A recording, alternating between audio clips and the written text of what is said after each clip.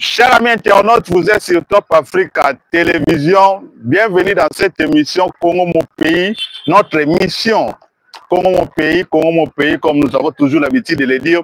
C'est une émission d'analyse sociopolitique. Congo mon pays, c'est aussi une émission d'éveil patriotique. C'est dans cette émission que nous parlons de notre cher et beau pays, la République démocratique du Congo. Congo mon pays, une émission présentée par moi, le vôtre, J.R. Walungwa. Je suis congolais de père et de mère, 100% né Congo, le descendant direct de Simon Kimbangu. C'est toujours une fierté pour moi de parler de mon pays, qui est la République démocratique du Congo, et de vous informer de tout ce qui se passe dans notre cher et beau pays, la République démocratique du Congo. Chers amis internautes, vous nous suivez de partout dans le monde. Bienvenue dans votre émission, bienvenue chez vous.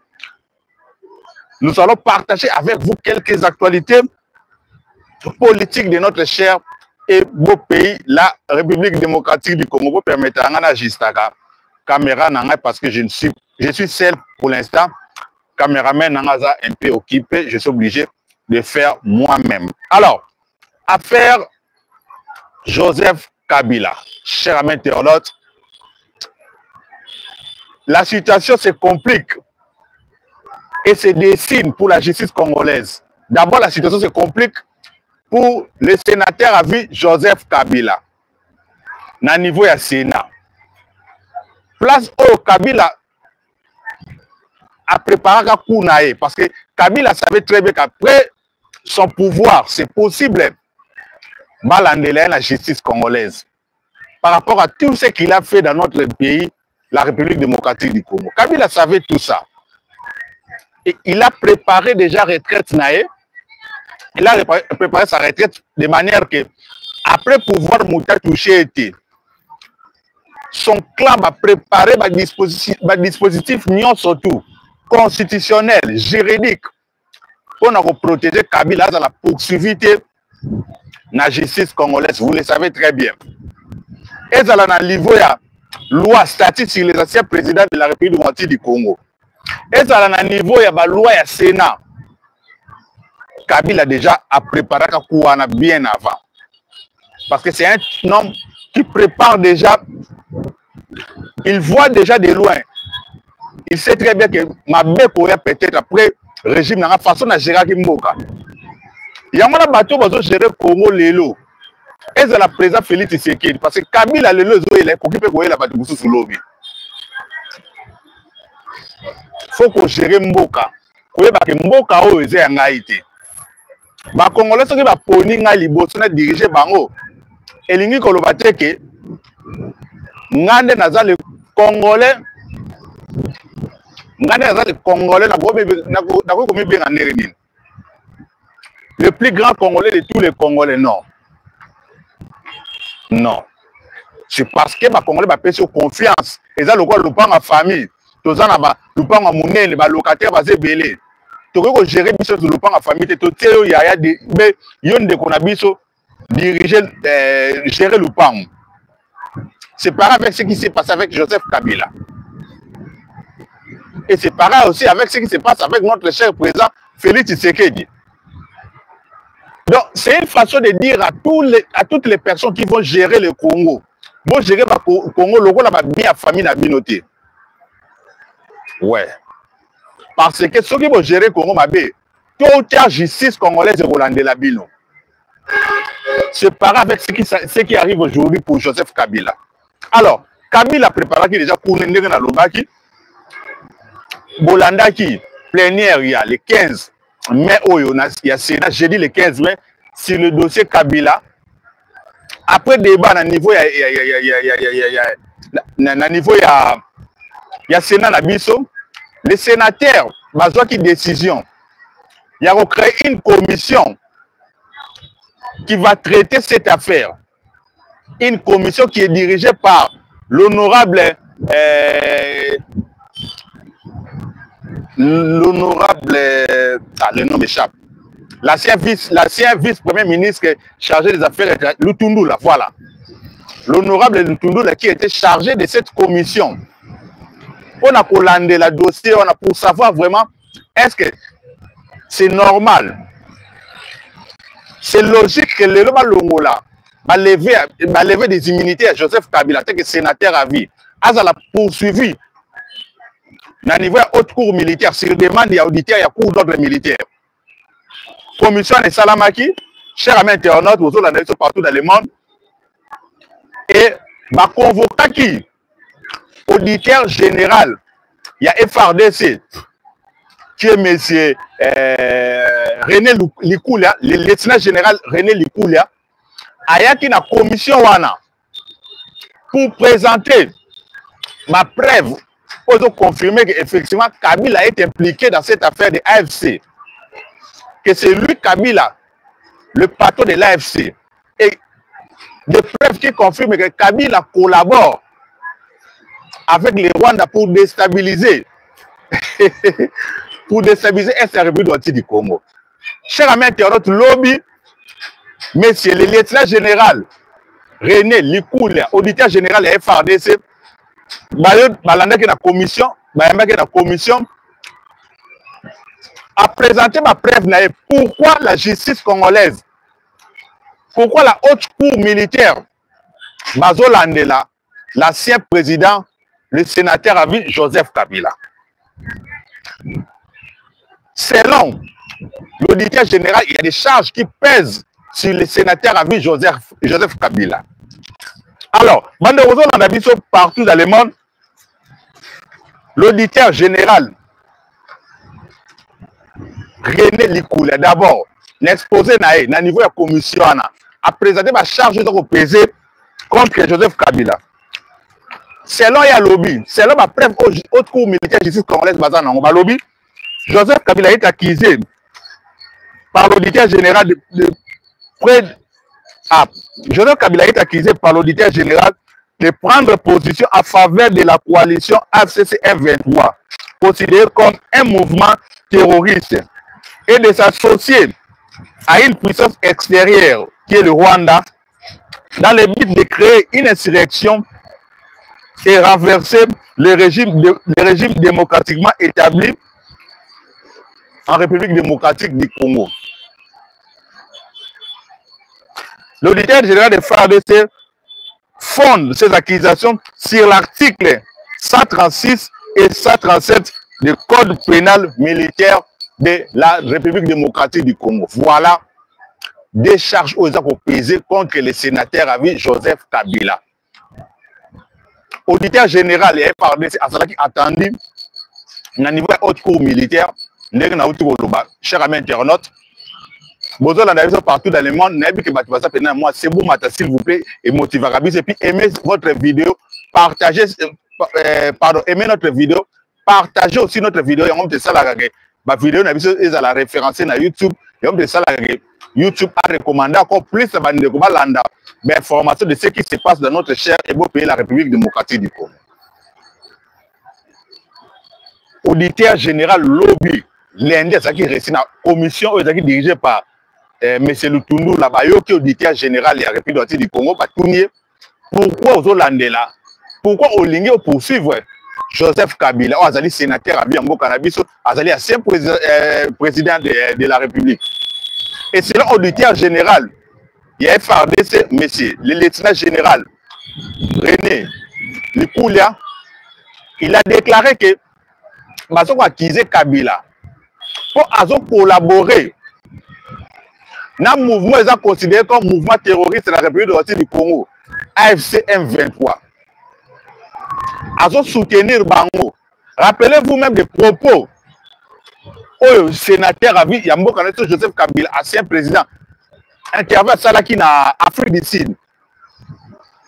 Oh, l'obaki que l'IT, il y a FC, l'IT, il y a M23. Ils ont aspiré volonté à peuple congolais. Et il a oublié que lui, en tant que sénateur à vie, il ne peut jamais tenir de tels propos. C'est une façon pour nous légitimer. Pour soutenir, pour apporter soutien à pardon. Dans le mouvement terroriste M23. Et c'est l'auditeur général de la République démocratique du Congo, ma preuve est allée. la haute cour militaire, bah, ça n'a pas preuve qui montre que Joseph Kabila, effectivement, il continue de collaborer avec les terroristes de M23. Il travaille avec les M23. Rappelez-vous avec ce conseiller le conseiller de Corneille Nangaa qui était arrêté au niveau de Tanzanie. Ce monsieur a tout dit au niveau de la justice congolaise. C'est Kabila qui s'occupe des relations extérieures. Il y a un mouvement à l'AFC. Il y a des contacts dans les pays Libanda, les pays Ouganda, les pays Kenya, les pays Éthiopie, parce que ce sont des pays qui soutiennent les terroristes de F23 en armes, en hommes.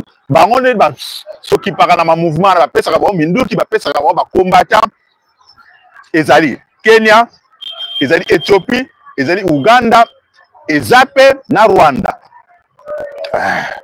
Bangone bazo soutenir bango. Or, la relation entre ce pays-là, c'est Kabila qui a facilité bango tâche pour avoir contact avec tous ces pays. Et auditeur général, lobby à niveau, il y a commission dirigée par les sénateurs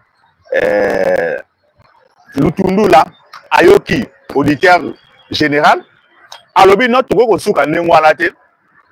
pour respecter la démocratie, on a pour respecter la procédure, nous devons inviter, convoquer Joseph Kabila. Il y a un moyen de défense. Il y a pour se défendre. Si réellement c'est lui qui est le patron de l'AFC, il y a pour prouver en haut. Il y a pour se défendre par rapport à ma charge aux autres pesés sérieux.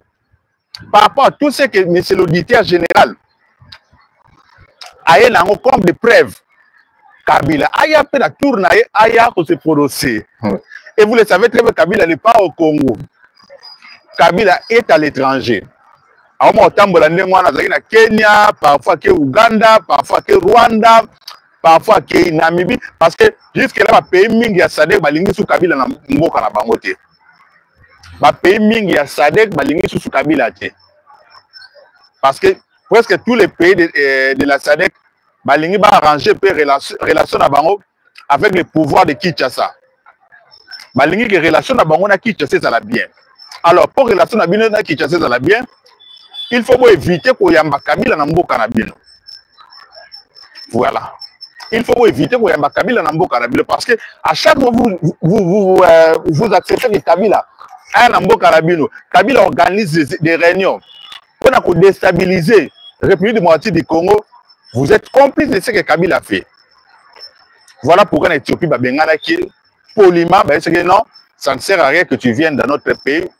Tu dois sortir na Mokanabiso qui est l'Éthiopie. C'est en Éthiopie. Et na Tanzanie, c'est non, mais c'est le président avec ce qui se passe dans votre pays. Ça ne sert à rien au Yaka en Tanzanie parce que vous avez déjà poursuivi la justice à Mokanayo. Au monde, on est toujours protégé. Mais informer déjà Kabila, va notifier Kabila. Et presque ma pays Minga Sadek va suivre la décision contre l'ancien président de notre pays, le sénateur Avi Joseph Kabila. Oh, jusque-là, Aza Siko protégé dans ma pays EAC. Ouais. Il est maintenant protégé dans plusieurs pays. Il y a EAC, entre autres l'Ouganda, Rwanda, Kenya, aussi. Ma pays Azotambola Yangwana. Azotambola Ouganda, Somalie, voilà. Ma pays EAC en a des moudou. On a pas de problème de Kabila Kogoya. Mais ma pays EAC, il y a Sadek Balobino. Ça ne sert à rien que Kabila vienne chez nous. Et puis, ils ont créé un mouvement insurrectionnel en Bokarabango. Voilà pourquoi, au niveau de Sadek, cette décision contre l'ancien président Joseph Kabila. Alors, la commission va convoquer Kabila. Parce que Kabila Yaka n'a pas moyen de défense avant que la commission va se prononcer. Parce que la commission va aussi un rapport na bango na bureau ya Sénat demain, si je ne me trompe pas. Demain, le 21, mercredi le 21 mai, la commission va aussi un rapport na bango na niveau ya Sénat. Alors, le rôle est déjà auditeur général. Le FARDC, le lieutenant général René Likoulia, balobi non, il faut peut-être yoka. Yemoko le concerné Joseph Kabila, parce qu'il faut présenter ma moyen de défense na niveau ya Sénat avant que le Sénat de la République de Congo base la décision. Base convocation, basali convocation, batindi yango. Un huissier, il y a Sénat, a vu lettre officiellement à quel on a GLM, parce que adresse officielle il y a Kabila. Ou les alliés, le bureau à Sénat, ils ont adresse à GLM. Alors, cher ami, il y a l'autre, qui est à GLM, qui a déposé le Kabila. Convocation à la commission à Sénat. Et chose étonnante, bateau nyonso basala la Kabila. Au bani na sentinelle, bata sécurité. Yemoko mwasi na ye Madame Olive Lembe. Baboy ko recevoir lettre wana. Bango nyonso baboy babi ko za lettre wana te yemoko Kabila za sipra te mo ba za lettre na te. Baboy ko signer accusé de réception, il y a lettre wana, il y a convocation wana.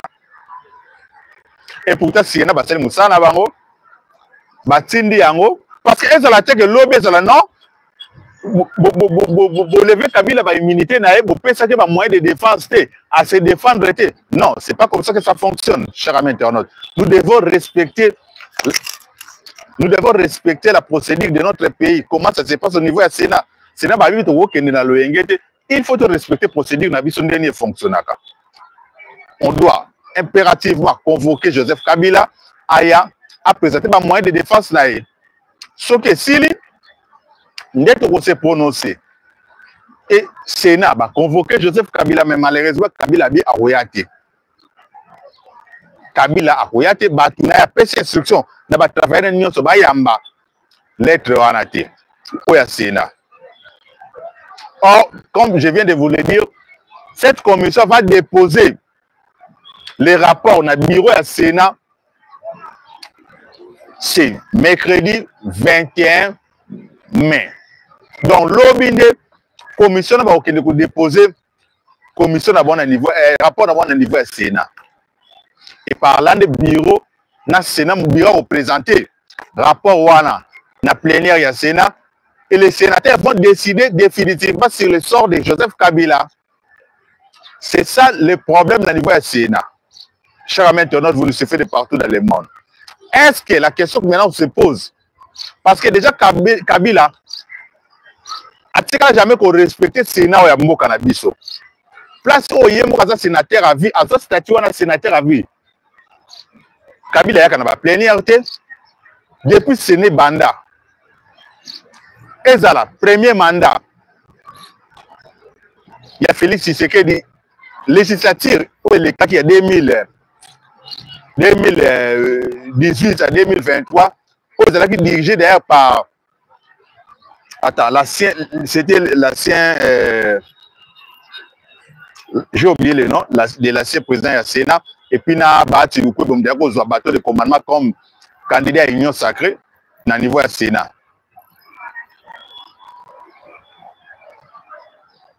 Et ça là, législative où il est cas qui wana, même législative où Joseph Kabila se présentait dans le Sénat une fois kaka ya na Sénat. Essayez d'imaginer, chers internautes, vous le suivez de partout dans le monde, Sénat va plénière à Sénat. Pendant la première législative, deuxième législative, ça veut combien de fois ma plénière à Sénat Salama. Joseph Kabila tika la koya na Sénat na te.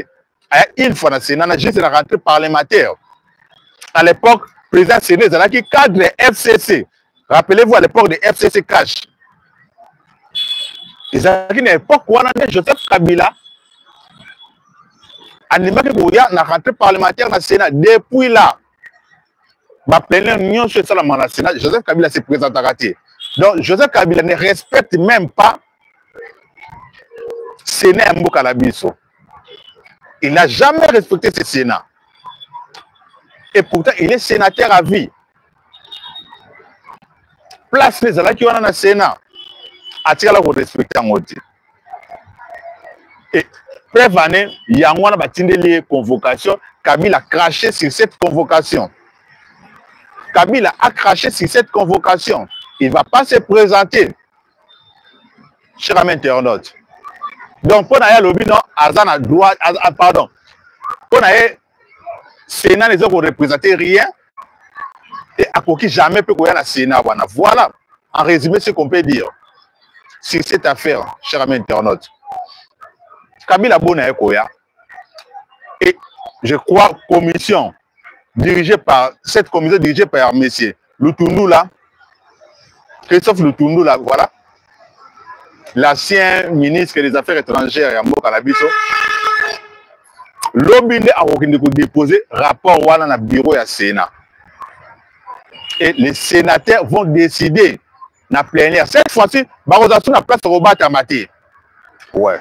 Parce qu'on a un sérieux problème. Vous devez comprendre une chose. Dans le Sénat, il y a beaucoup de kabilistes. Il y a beaucoup de kabilistes de l'Union sacrée. Basé dans le Sénat.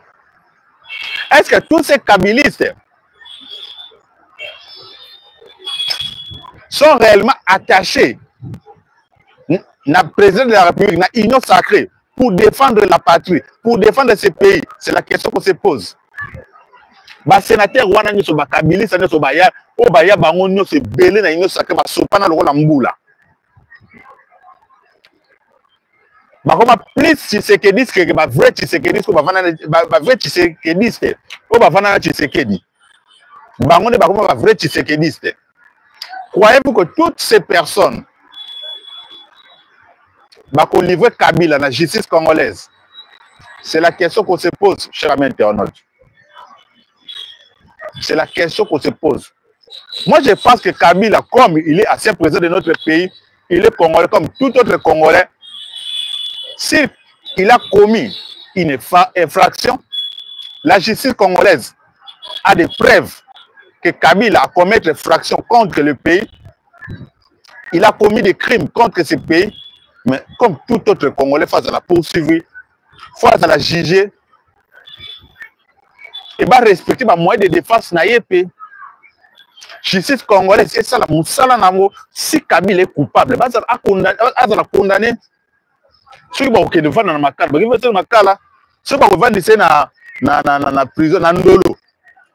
Comme cette affaire se trouve dans le niveau haute cour militaire, ou prison militaire dans le Congo, dans Kinshasa, il y a prison Ndolo. Peut-être que Kabila va vendre dans Ndolo. Mais nous ne sommes pas encore là. Jusque-là, Kabila est présumé innocent. Tobo Salangote. Malgré tout ce qu'il a fait, malgré tous les crimes, malgré tous les crimes, pardon, malgré tous les crimes faits par Kabila, il ne faut pas oublier qu'il n'y a pas de justice. Asa nous présumé innocent parce qu'il n'a pas condamné. Donc, toujours c'est la justice congolaise et ça la moussala nango. Kabila, balongolé ba immunité dans le niveau de l'Assemblée nationale parce que dans ce niveau du Sénat parce que il y a que ça ma coûte des ailes sous-soutien. Il y a que ça ma des ailes Kabila ba kolongolé ba immunité dans le niveau du Sénat. Autre tir, on a besoin de vendre, de croiser les bras, tous landa en direct qu'il y a télévision à RTNC avec d'autres chaînes de télévision. Procès Joseph Kabila, est-ce qu'il sera condamné? C'est la question qu'on se pose. Bisodem de se prononcer, justice congolaise n'est pas au Moussala. Merci à Bandego Bolandi, bisous partout dans le monde. C'était moi, votre frère, J.R. Walungwa. Je suis congolais de père et de mère. À la prochaine. Bye.